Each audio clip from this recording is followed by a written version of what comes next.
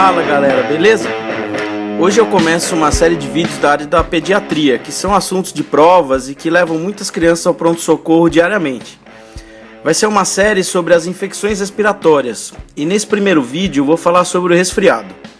Antes de começar a falar sobre o resfriado em si, é importante a gente definir alguns conceitos e dicas que ajudam a diferenciar os tipos de infecções respiratórias. A gente pode separar as infecções respiratórias entre superiores, intermediárias e inferiores. Nas superiores, a gente tem uma frequência respiratória normal e o estridor é negativo, ele não está presente. Já nas intermediárias, a frequência respiratória ela pode variar, mas o estridor está sempre positivo. E nas inferiores, a frequência respiratória é elevada, o paciente apresenta uma taquipneia evidente. Então, de forma semiológica, você já consegue separar o tipo de infecção respiratória que aquela criança apresenta. Como o assunto do vídeo é sobre a infecção da via aérea superior, é importante a gente primeiro saber o que é a via aérea superior. Ela é composta pela cavidade nasal, pelos seios paranasais, faringe, laringe, cordas vocais e glote. E como eu estou falando de pediatria, também é importante você lembrar que os seios na criança, eles não são formados logo que a criança nasce. Então até os 4, 6 anos de idade, o único seio que já está formado e pneumatizado com ar lá dentro é o seio etimoidal.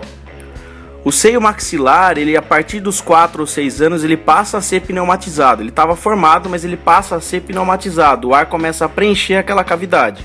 Já o seio frontal vai terminar o seu desenvolvimento por volta da adolescência. E como infecção de via aérea superior, a gente tem principalmente o resfriado comum e a faringite bacteriana aguda. Esse vídeo eu vou tratar exclusivamente do resfriado comum, beleza?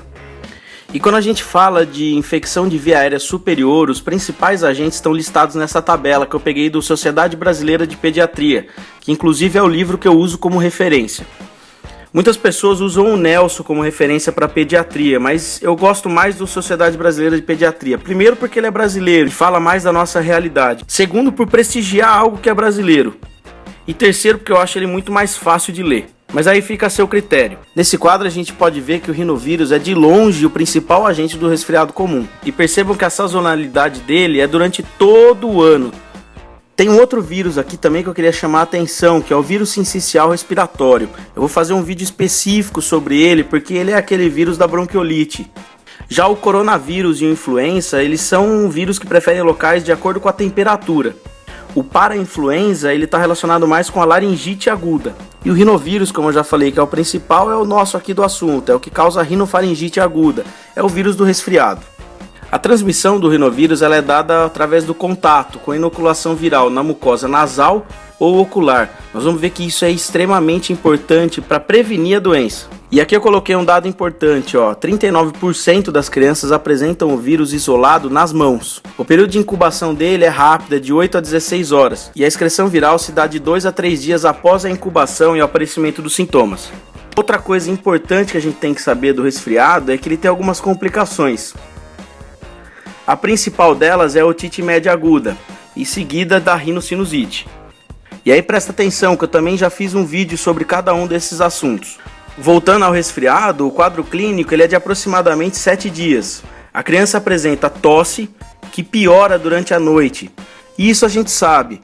Quando a criança deita, há o gotejamento das secreções, fazendo o reflexo da tosse. A criança também apresenta coriza e aqui é fundamental a gente diferenciar e acabar com o mito. Muitas pessoas correlacionavam a cor da coriza ou o aspecto dela com o fato de ser uma infecção bacteriana ou viral. Esquece isso. Não existe uma relação bem definida entre cor e aspecto com a infecção viral ou bacteriana.